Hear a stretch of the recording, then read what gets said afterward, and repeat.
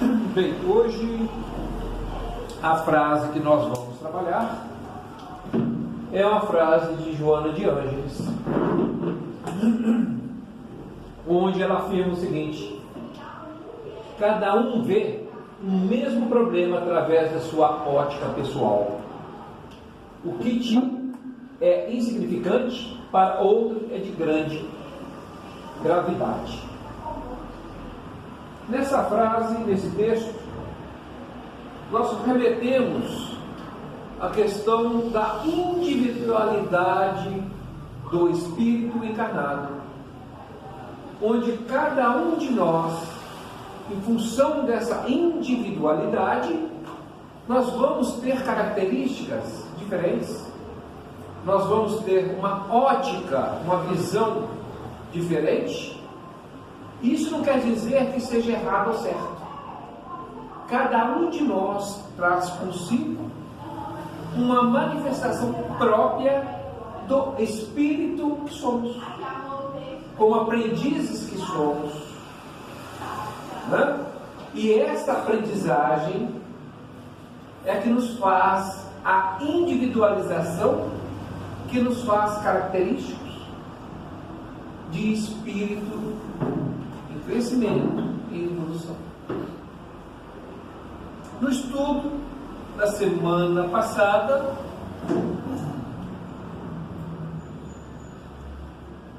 o último slide que nós trabalhamos foi em relação à homeopatia, que é um método de tratamento que consiste na administração de doses mínimas do medicamento ao doente para evitar a intoxicação e estimular a reação orgânica.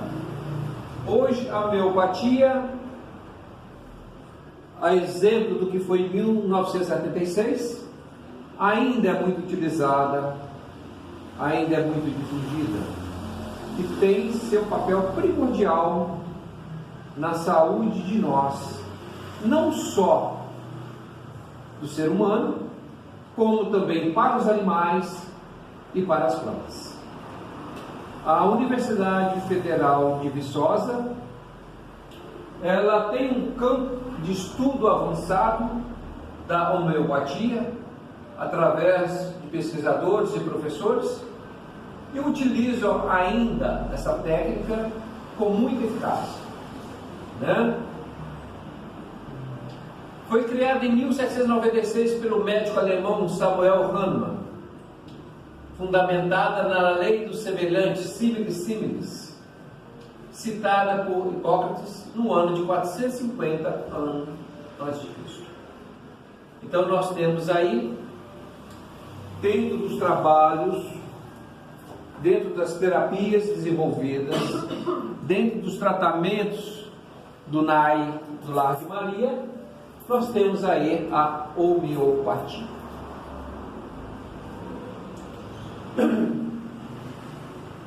Bem, e aí nós encerramos nesse último slide hoje os trabalhos que nós temos e desenvolvemos no Lar de Maria.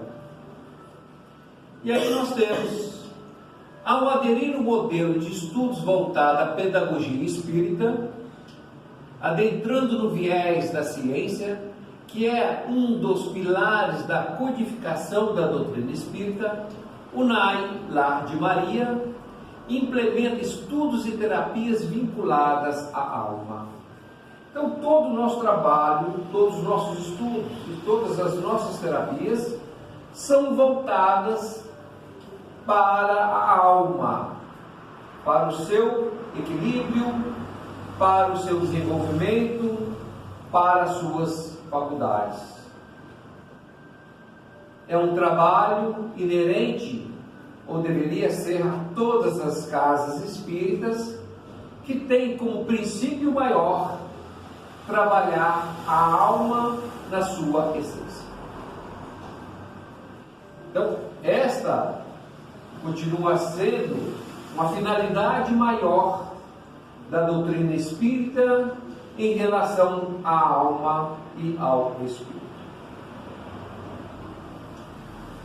Os estudos e pesquisas sobre a reencarnação, perispírito magnetismo, fluidos vitais, energias quânticas, espiritualidade, religiosidade, efeitos subliminares, epigenética, neurociência, psicobiofísica, estudos fundamentados em grandes centros de pesquisas e em universidades, que dão suportes para os nossos estudos e terapias.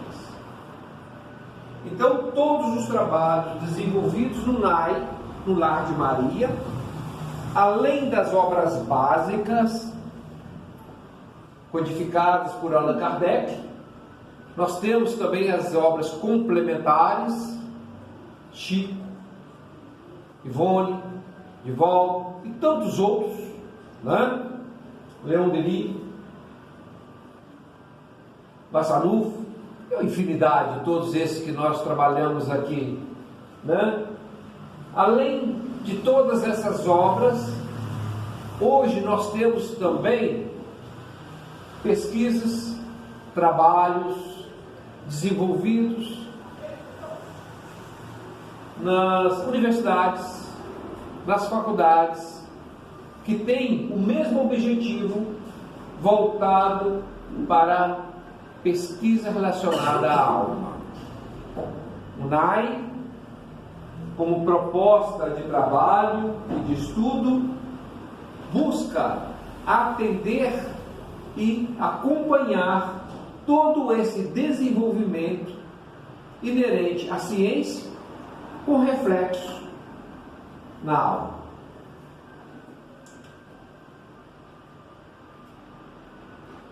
O que é psicobiofísica?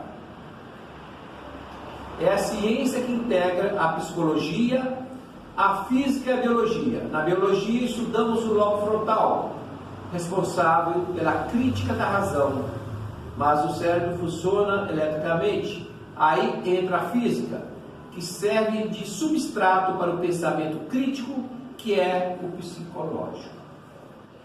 Todos aqueles enunciados de Allan Kardec e posteriormente de Emmanuel e de André Luiz, aos poucos vão sendo dissecados pela enorme variedade de estudos científicos que vão integrar o campo da doutrina espírita como fundamento da conquista dos fenômenos da alma, buscando em consequência o nosso desenvolvimento físico, psíquico, espiritual e moral. E com isso, nós vamos integrar ou reintegrar o cosmos, o universo, como ser espiritual que nós somos. E não é à toa que hoje estamos na era do Espírito. Nós estamos na era da transformação. Hoje nós passamos por um processo imenso de transformação, que ocorre no universo, ocorre na Terra, ocorre em todos os meios, no meio social, no meio educacional, no meio político. Tudo isso nos faz reportar a necessidade de nós reiterarmos os nossos compromissos com nós mesmos, enquanto espírito que somos. Porque todas essas transformações só vão adquirir forma consistente, embasado na luz, se cada um de nós assumir o compromisso e a responsabilidade de elevar-se em todos os aspectos, quer seja intelectual, quer seja moral, quer seja espiritual. As transformações vão advir de forma individualizada para atingir o coletivo. Seria ledo engano acreditar que as transformações se darão de forma coletiva para atingir o indivíduo na sua essência. A transformação é interior, A transformação é pessoal e é intransferível. O máximo que nós podemos fazer é o que a gente busca fazer no lar de Maria. É ser instrumento para aqueles que buscam sair da poeira, aqueles que buscam caminhar, sermos orientadores para essa nova era que nós estamos vivendo. Mas nada disso é possível se cada um de nós não tiver essa consciência ampla da necessidade de se submeter a essa transformação.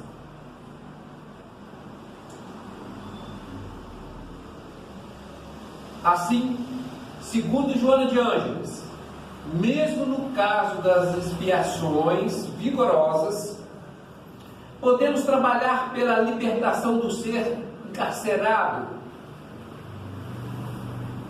logo seja concluído o processo de reeducação, possibilitando um recomeço de existência. Esse trabalho de Joana de Ângeles é um trabalho fabuloso dentro da área da psicologia.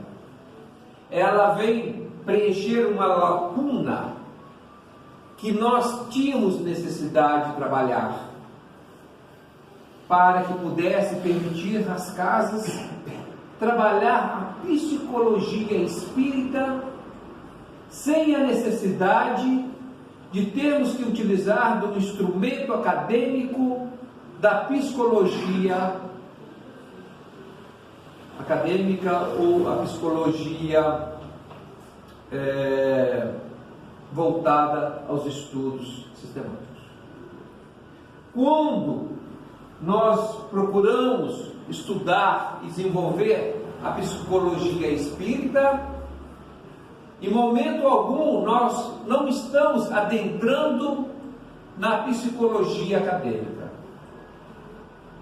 Nós estamos trabalhando uma psicologia de Cristo, uma psicologia que nos é permitido, ainda que traga no seu bojo algumas complicações ou entendimentos um pouco complexos, mas isto não afasta de forma alguma a possibilidade de nós, cada um de nós aqui, estudar na totalidade a psicologia espírita para a sua aplicação plena. Nós estamos capacitados, nós estamos habilitados a estudar, a desenvolver e a aplicar a psicologia espírita dentro das casas espíritas, sem que isso seja uma questão de ética voltada para a área da saúde. Nós somos psicólogos de Cristo. Nós somos psicólogos para atender às dificuldades, os fenômenos da alma. E compete a cada um de nós avançar e desenvolver esse campo. E aí nós temos Joana de Ângeles alega que as expiações vigorosas, ou seja, mesmo os encarnados que estão em processo de expiação, porque para nós não importa se é provas ou expiações. Provas é quando o espírito no projeto reencarnatório se coloca numa condição de avanço, de crescimento e aceita a se submeter a provas para que ele consiga avançar no seu projeto iluminativo. Expiação é também uma condição do espírito elevar-se, mas quitando débitos anteriores. Mas nem por isso deixem de ser provas difíceis, mas, pela lei de causa e efeito, precisam serem resgatadas.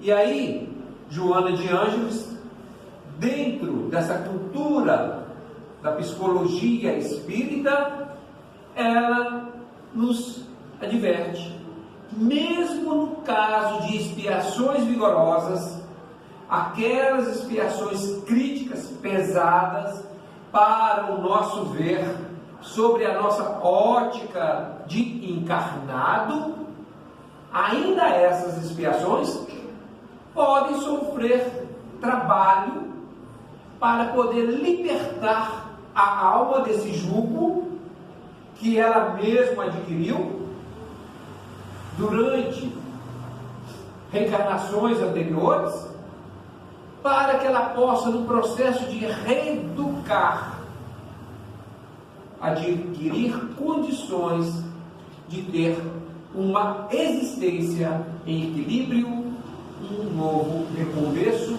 como afirma Chico Xavier. Então, olha como que Joana de Ângeles nos traz um alento. Ela traça para nós um caminho. Mesmo aqueles que estão em processos expiatórios, ainda assim pode utilizar desse caminho e se libertar, desde que ele entenda, compreenda e se disponha a fazer isso, e não ficarmos no muro de lamentações, porque nós sabemos que as expiações são condições para o espírito encarnado, muitas vezes críticas, muitas vezes doídos, muitas vezes nos traz uma dificuldade muito grande de entender, em função dos esquecimentos que nós trazemos conosco durante o nosso nascimento. Ou seja, nós estamos, em tese, quitando dívidas que não lembramos mais, com um sofrimento para a alma. Se nós não tivermos esse entendimento, nós vamos atribuir esse sofrimento como sendo uma punição de Deus em relação a nós. Por isso que é fundamental esse entendimento, para que a gente possa entender tudo aquilo que nos acontece, o que irá nos acontecer, são frutos do que fomos e do que somos. E não tem como dar uma outra conotação que não seja essa.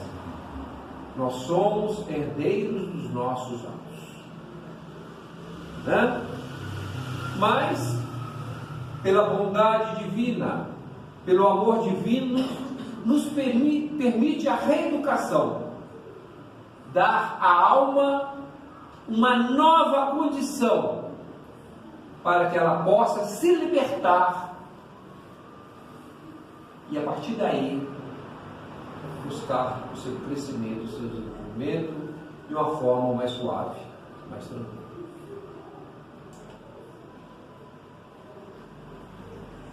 Segundo ainda Joana de Ângeles, a reeducação é facilitada a partir do momento que os estudiosos da conduta psicológica constataram que essa felicidade é possível. Por quê? Existem fatores fisiológicos que a propiciam, e refere-se ao milagre da dopamina, o neuropeptídeo que a fomenta e a produz. Nós somos seres em crescimento, em desenvolvimento. Nós já passamos pelo mineral, já passamos pelo vegetal, pelo animal e o nominal. Só que nós trazemos, guardamos conosco ainda muitos elementos de lá do início. E não é à toa que a química, os elementos químicos, as substâncias químicas, estão presentes no nosso organismo até hoje. Cálcio, ferro, cobalto, nitrogênio, oxigênio, tudo isso faz parte da nossa condição anterior que permanecemos até hoje. E graças a esses elementos que podemos fabricar pela nossa usina cerebral,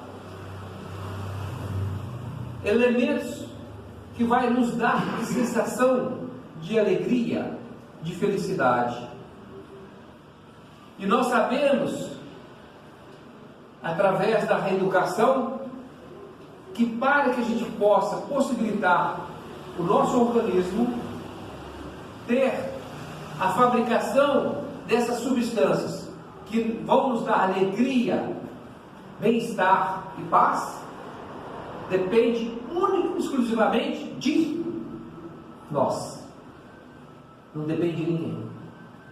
O nosso organismo fabrica isso, impulsionado pelos nossos pensamentos. Então, é pelo pensamento que alimentamos e criamos e distribuímos a dopamina, neuroadrenalina e todas essas substâncias fundamentais para nos dar essa sensação de alegria, enquanto a nossa alma não adquire ainda uma condição permanente de felicidade. Então isso aqui vai ser paliativo enquanto ocorre esse processo de transformação.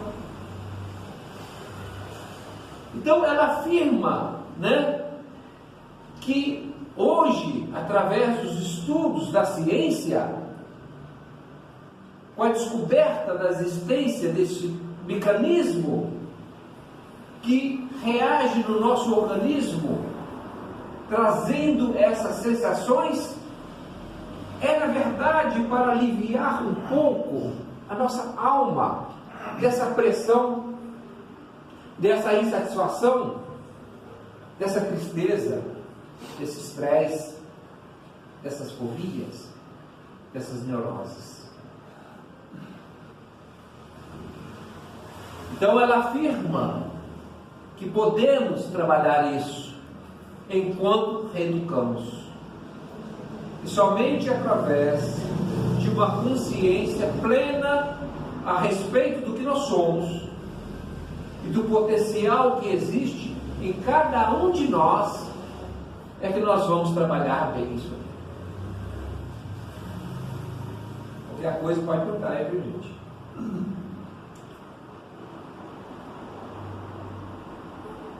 Na prática, experiências cuidadosas com tomografias computadorizadas constataram que nas áreas cerebrais onde se situa a felicidade e a infelicidade são frutos das emoções e dos fenômenos físicos produzidos pela dopamina, bem como por outras substâncias, assim confirmando a tese dos efeitos da natureza orgânica no psiquismo produzido pelo pensamento. É o que nós falamos há pouco, Hoje, tudo isso já se falava quando não havia forma de comprovar isso através da tomografia computadorizada. E quem já falava isso? Cristo. E tantos sábios da antiguidade já utilizavam dessa receita, mesmo antes de ter essa confirmação através da ciência. E hoje, só não vê quem não quer, só não crê quem não quer, porque nós temos todos os elementos que confirmam essa tese que confirmam a existência e o fundamento de tudo isso. E muitos de nós ainda continuam ignorando tudo isso, não acreditando nisso. Estamos pagando para ver, pagamos caro. Porque não se admite mais a incompreensão, não se admite mais vivemos uma época onde as informações nos chegam de todos os lados, de todas as formas, e ainda assim não acreditamos. Mas isso é natural do ser humano.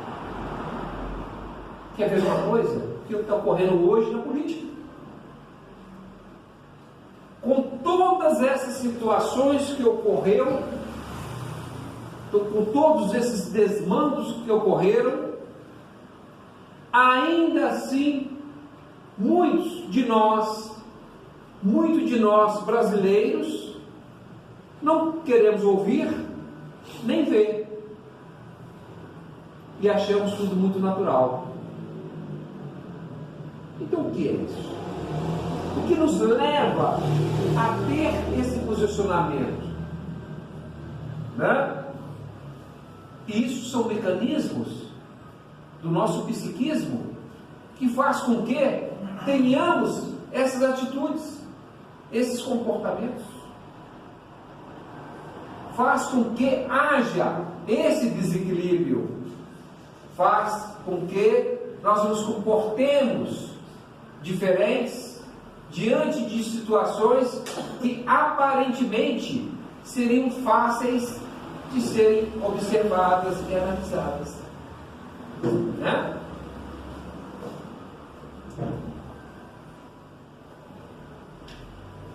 A ciência veio ratificar de como o comportamento moral tem influência no corpo físico.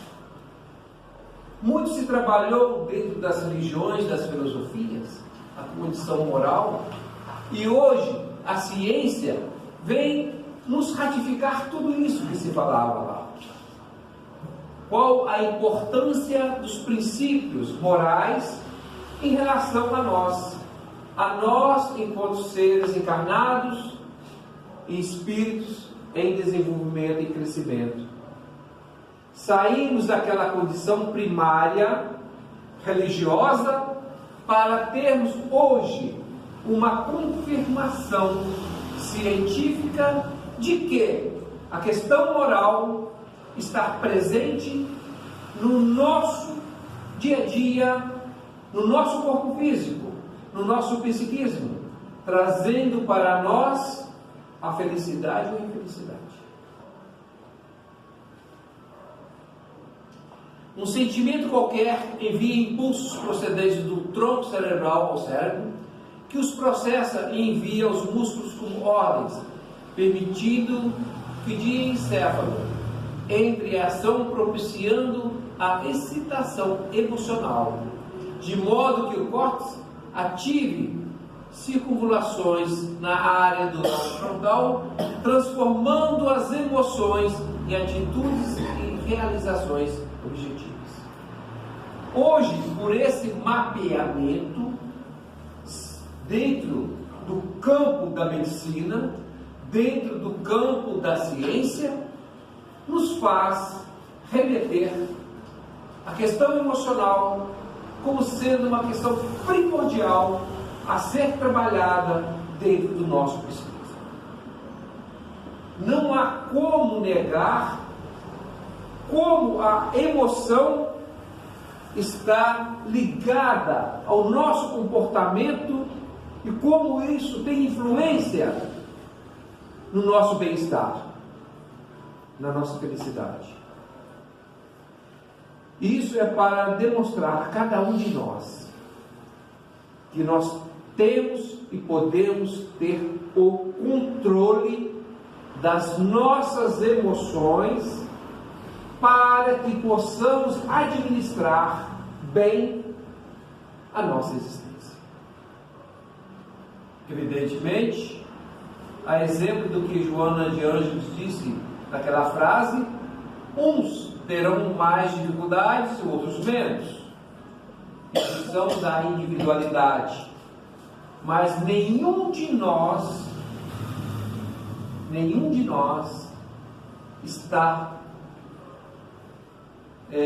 excluído da possibilidade de se buscar esse autocontrole emocional.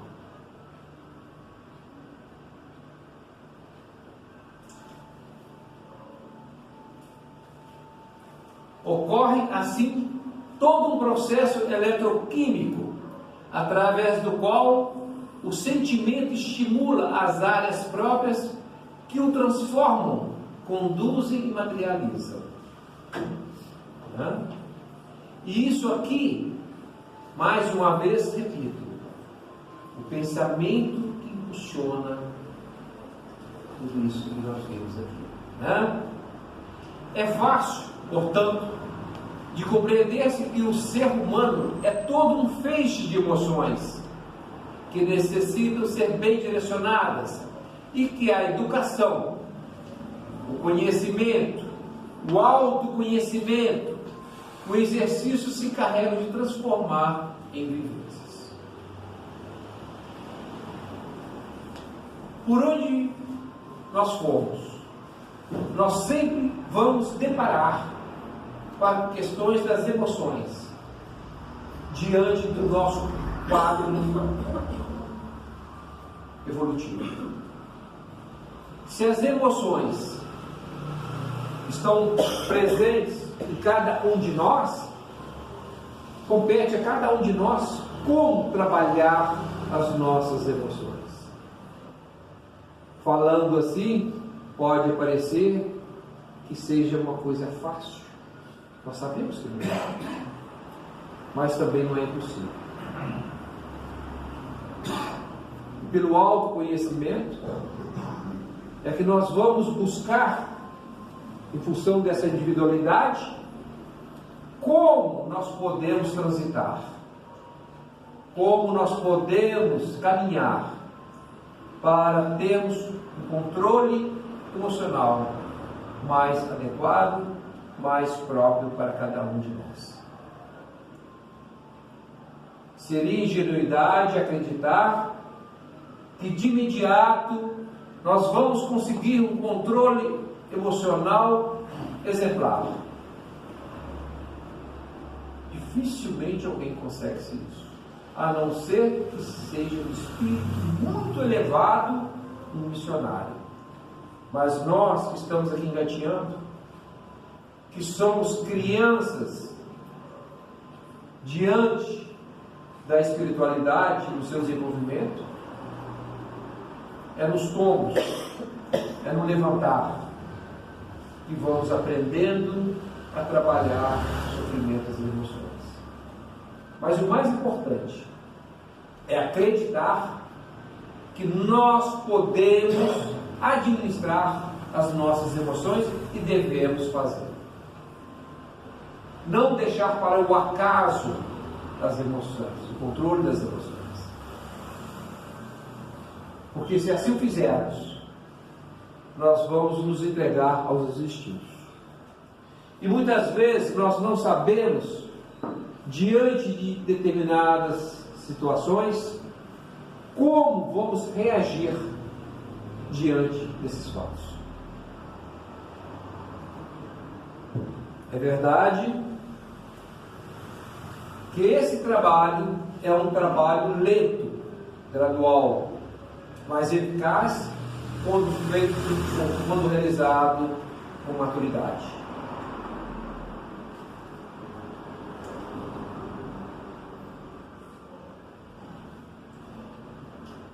Ao aprofundar-se mais a sonda no cerne do ser, constata-se que todo esse complexo de energia procede do espírito que a exterioriza conforme o seu padrão evolutivo, produzindo emoções superiores ou inquietantes, de que tem necessidade no campo do crescimento moral. Cada um de nós, de acordo com a individualidade que nós temos, vamos trazer para o nosso eu, para a nossa alma, um procedimento, uma energia própria que vamos produzir de acordo com a nossa elevação, né? E são através dessas energias que vamos superar essas dificuldades. É o Espírito que comanda sempre. É o Espírito que vai estar acionando esse comportamento de cada um de nós.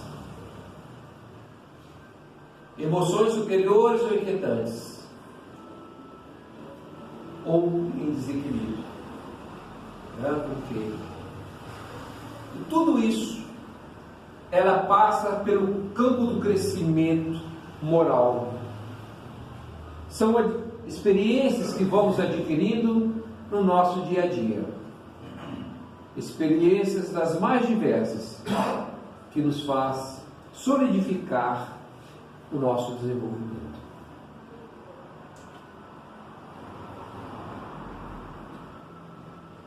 Assim, os desafios existentes que se apresentam como emoções perturbadoras, transtornos neuróticos, de ansiedade, de culpa, de estresse, de angústia, exige atenção e deve ser cuidados de forma especial mediante as conquistas das modernas ciências psíquicas, bem como das contribuições do Espiritismo na sua feição de ciência da alma.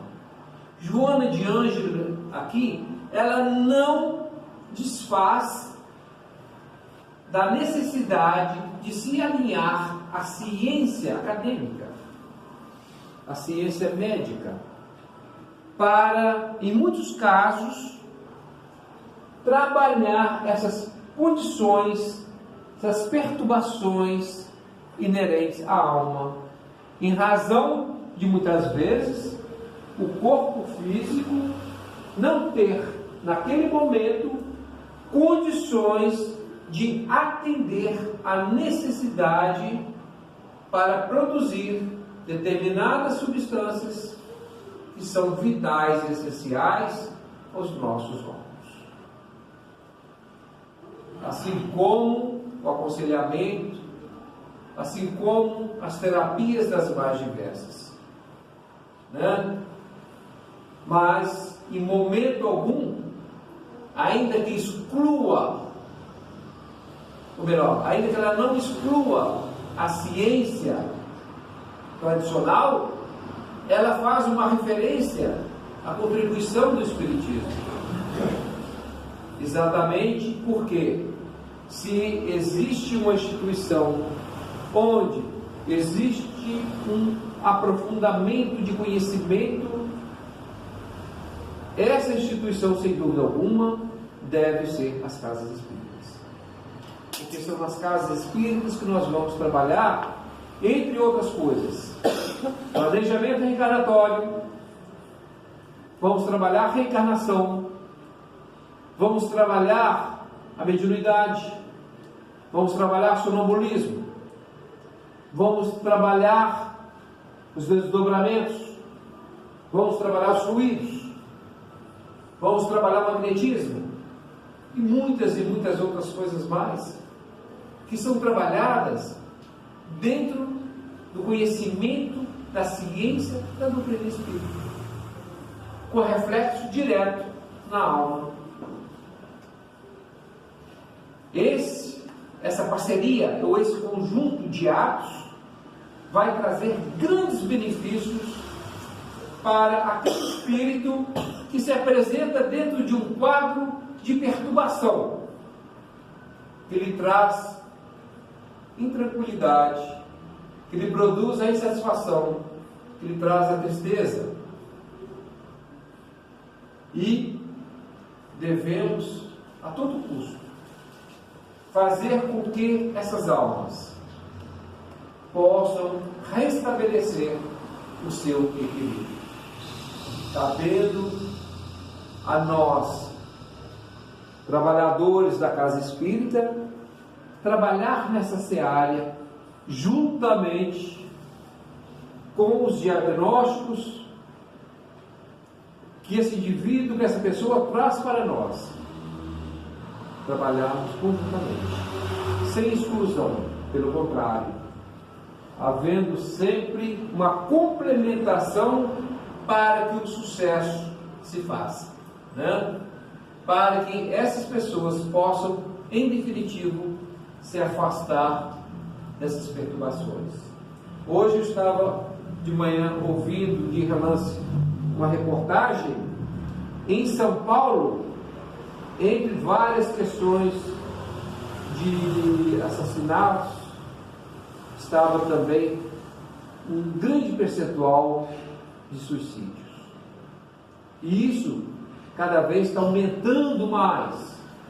Entre várias causas do suicídio estão exatamente esse quadro da alma, né? Através da ansiedade, dos transtornos dos mais variados, dos estresses da vida. E nós sabemos, o suicídio em si, a consequência que isso traz, porque ele não termina ali no extermínio do seu corpo físico. Nós sabemos que vai muito mais além disso. Em razão desse conhecimento, mais do que ninguém, nós temos o dever e a obrigação de trabalharmos para evitar que irmãos em desequilíbrio possam ser levados a cometer um delito dessa natureza.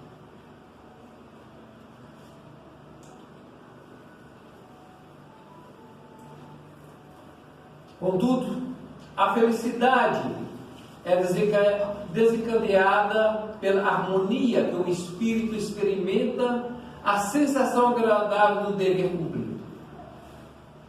A retidão moral, facultando ao cérebro a produção da dopamina, da serotonina, da noradrenalina e de outras substâncias do mesmo jeito.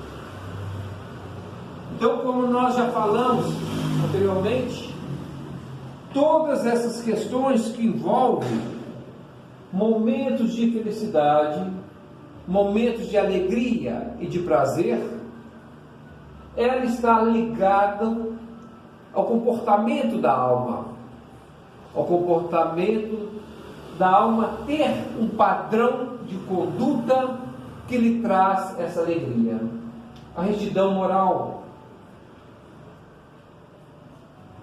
o fazer bem aos outros, em todos os aspectos, trazer o tema da caridade, da fraternidade, são temas por demais conhecidos de todos nós e que são trabalhados na maioria das religiões, das filosofias, das mais diversas, que já traz uma aptidão nata do desenvolvimento moral. É o desenvolvimento cristão, é o desenvolvimento da fé, na busca da verdade. E hoje nós sabemos o quanto isso está relegado ao segundo, terceiro plano. Quantos de nós sentimos falta desses princípios e desses conceitos? Restaurar essas verdades, a gente sabe que não vai ser fácil.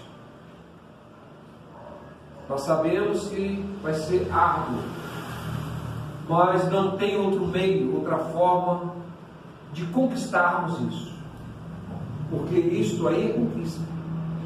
Nós não temos como ganhar é presente, e ninguém vai nos presentear por esse comportamento, por esse enriquecimento. Vai ser conquista. E cada um de nós vai ter que buscar essa conquista, entendendo e compreendendo todo esse processo. E aí a gente percebe que quando nós nos mantemos por um longo tempo enfaixado na infelicidade, nós estamos, na verdade, indo de encontro à nossa própria natureza. Quando nós não estamos num momento de equilíbrio, nós estamos contrário à lei do universo. Quando nós estamos em enfermidade física, em desequilíbrio orgânico, fisiológico, neurológico, nós não estamos comungando o universo. E esse conjunto de situações nos faz refletir que Deus não nos quer assim.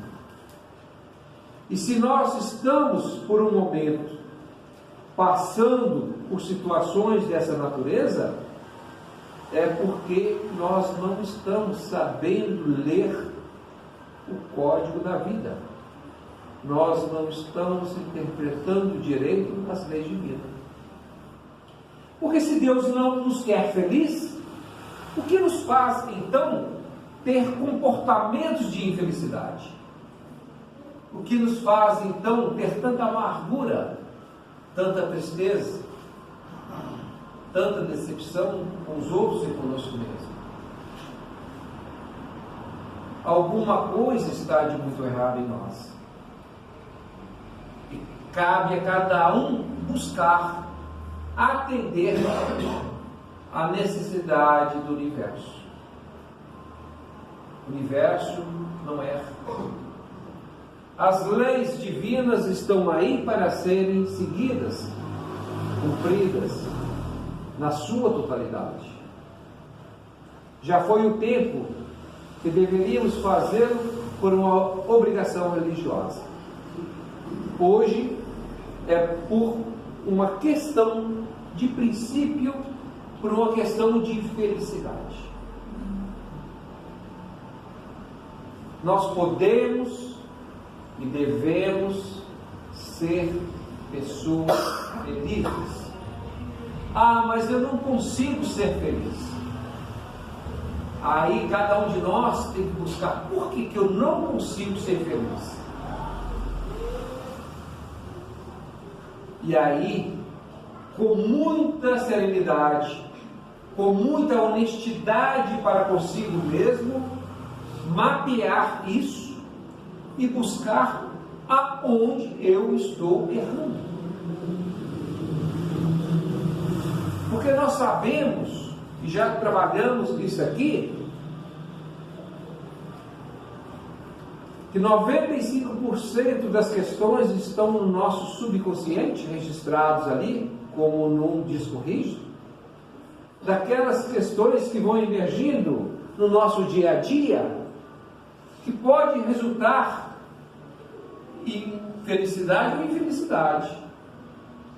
Se nós registramos ali em algum momento da nossa existência, e se hoje nós sabemos que podemos reescrever, por que não fazemos? Alguma coisa está nos impedindo de tomar essa atitude. E aí, se nós formos sinceros conosco mesmo, nós vamos perceber que existe ali situações análogas que muitas vezes nos passam despercebidos, mas que não é nada mais, nada menos do que uma acomodação, do que uma preguiça, do que não querer sair daquela situação que eu já conheço para tentar enfrentar uma situação desconhecida, mas que de alguma forma me gera uma insegurança, uma intranquilidade. Talvez por medo. Acredito que essas situações é como um prego no nosso sapato. Temos um prego ali, está nos causando dor, e continuamos com aquele sapato. Talvez a dor ainda não seja o suficiente para tirar aquele sapato e caminhar descalço. Eu prefiro a dor ainda caminhar com aquele sapato. São decisões não fáceis, mas muitas vezes precisamos caminhar descalço para aprendermos, para que assim possamos avançar. Porque se nós temos todos os elementos necessários a avançarmos nesse propósito, e se não o fazemos, qual o empecilho? O que nos segura? Qual é essa trava? E aí cabe a cada um de nós descobrir isso. Né?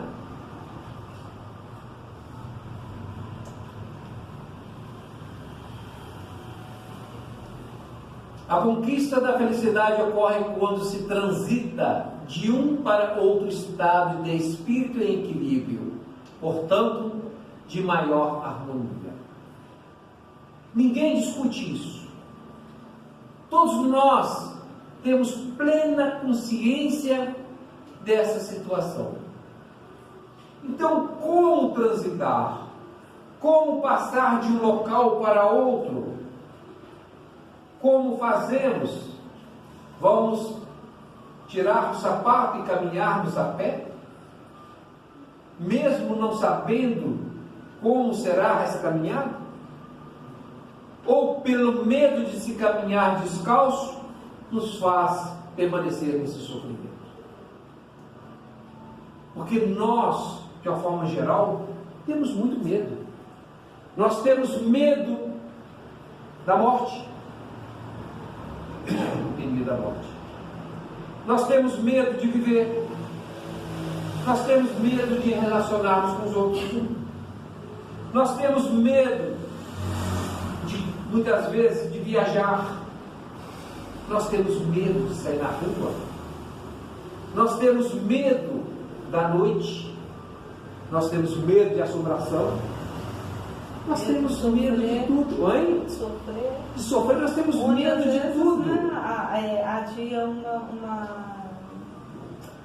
uma decisão por medo de sofrer. Muitas vezes. Exato. E o medo é tão latente, é tão forte em nós, que é uma coisa estranha. Se nós colocarmos aqui um pranchão aqui no chão, de 40 centímetros de largura, caminhamos em cima dele com maior naturalidade, sem problema algum. Se esse mesmo pranchão, se colocarmos um pouco mais alto, nós já vamos ter dificuldade de atravessá-lo. E quanto mais alto for, mais medo temos de atravessar esse pranchão. Não é assim? Então, o pranchão é o mesmo, o caminhar é o mesmo. O que nos faz ter esse medo? Chama-se imaginação. Porque quando o medo se instala, a gente imagina caindo, estatelando lá no chão, nos quebrando todo. Todo aquele quadro, aquela figura já nos vem à mente. Aí faz com que as nossas pernas comecem a tremer. Então tudo isso é medo. E esse medo é que nós temos que erradicar de nós, para que a gente possa enfrentar as nossas dificuldades com serenidade, com calma. É interessante que no nosso subconsciente não existe o medo. O nosso medo só está no nosso consciente. E temos prova disso. A exemplo desse pranchão, se colocarmos mais alto, se um indivíduo no estado sonambúlico ou no estado de hipnose, se for dado a ordem para que ele atravesse, ele vai atravessá-lo sem medo algum e vai fazê-lo com a desenvoltura como se estivesse aqui no chão. O que está fazendo de diferença? Um é o comando do consciente, o outro é o comando do subconsciente. E o que nos trava normalmente é o consciente. Por isso nós temos que aprender a trabalhar o nosso subconsciente. Quando Allan Kardec afirmou que a hora que nós descobríssemos as faculdades do perispírito, iríamos avançar, dar um grande avanço, uma grande conquista rumo às faculdades e o desenvolvimento da nossa alma. Da mesma forma, se atende também ao nosso subconsciente. A hora que nós aprendemos a trabalharmos o nosso subconsciente, nós vamos ter essa mesma dimensão, essa mesma situação de desenvolvimento e crescimento. Para isso, é preciso que a gente comece a trabalhar o nosso subconsciente de uma forma racional. Mas como trabalhar o subconsciente de forma racional? À medida que a gente vai entendendo o que é o subconsciente, de que forma ele se apresenta diante de nós, nós vamos manuseando, nós vamos trabalhando o nosso subconsciente de forma que possamos ali registrar condições favoráveis a nós. E isso, depois nós vamos trabalhar isso aqui, com mais tempo, para que a gente possa desenvolver processos dessa natureza, desenvolver e trabalhar o subconsciente, de forma que ele possa produzir para nós efeitos benéficos de que tanto precisamos no nosso dia a dia.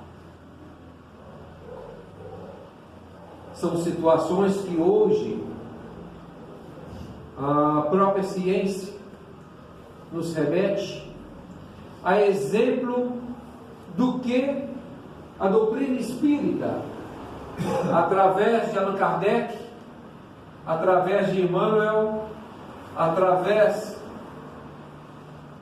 de André Luiz, Joana de Ângeles, já nos coloca.